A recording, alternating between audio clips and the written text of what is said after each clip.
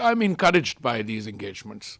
If you look at the world today, I mean, I'm not trying to, say something is good, something is not good. We are a country which has a long diplomatic history, etc. But look at the world as it is today. There are parts of the industrialized West, so-called, where the economies are either in a state of slowdown, or if not a slowdown, I would say, if not in recession, they are flirting with recession. There are parts of East Asia which are worrisome.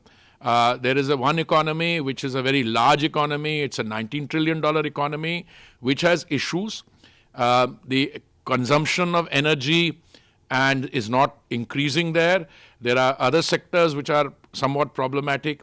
If you look at Japan, again there are issues. There's been a long period of slow growth and some more worrying tendencies. The Indian economy, on the other hand, in the last 10 years has come from the 11th or 10th position to being the 5th largest economy. And, I'm not a person who goes only by statistics, but if you look at what the world IMF is saying, the International Monetary Fund is saying that by 2027, India should be the 3rd largest economy.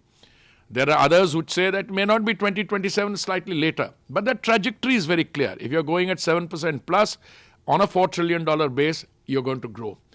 But I come now to the crux of it. Energy is the fundamental driver of economic growth. And if global energy demand is growing by 1%, the Indian energy demand is growing at 3 times that pace. In fact, there are professional associations, bodies. I think the International Energy Agency, which is Paris-based, has said that in the next 2 decades, 25% of the increase in global energy demand will come from India. Now, India has one of 2 possibilities.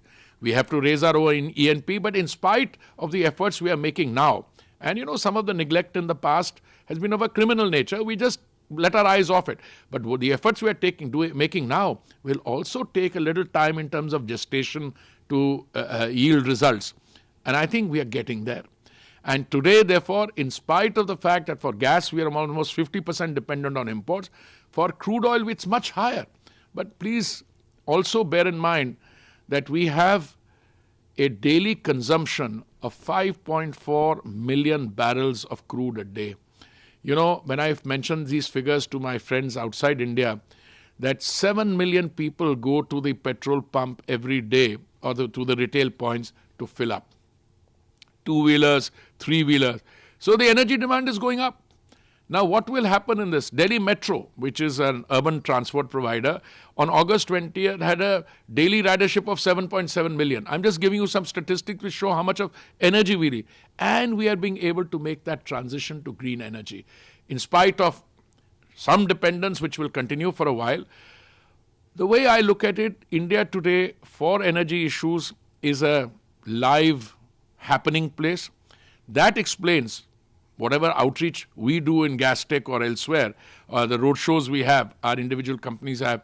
It is because they see a win-win situation in terms of also coming to India for economic reasons. And I think that combination put together is what is producing the results that we are seeking in India and we are being able to demonstrate.